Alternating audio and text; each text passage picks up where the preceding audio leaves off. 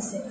তো সন্ধ্যা হওয়ার পরে খাই দেই, আমরা শুয়েছি। শোয়ার পরে উনি আমার বাপে আমার রুমে 3 বার গেছে। কয়টার দিকে গেছে? একটা এরকম পরপর 3 বার গেছে। প্রথমবার গেছে, প্রথমবার যাওয়ার পর আমাকে একটা সরাইছে, তখন আমি টের পাই নাই। যখন বুকে হাত দিছে, অন্য সরাইছে, বুকে হাত দিছে, তখন আমি টের পাইছি। তারপরে উনি আবার, আমি চিল্লাচিল্লি করছি, সরে গেছে। সরে যাওয়ার পর উনি আবার আসছে, এসে আমার প্যান্টের রশি খুলে ফেলছে। খুলে যখন ফাঁক করে ফেলছে, তখন আমি টের পাই গেছি। ঘুমেছিলাম, টের পাইছি। যখন ফাঁক করছে, তখন আমি টের পাইছি। এরপর আমি আপনি আবার আসছেন কেন, আমি এখনই বাইরে হয়ে সবাই চিল্লাবো। তখন চলে গেছে, বলছে না কিছু বলিস না, কাউকে কিছু বলার দরকার নাই, আমি যাচ্ছি।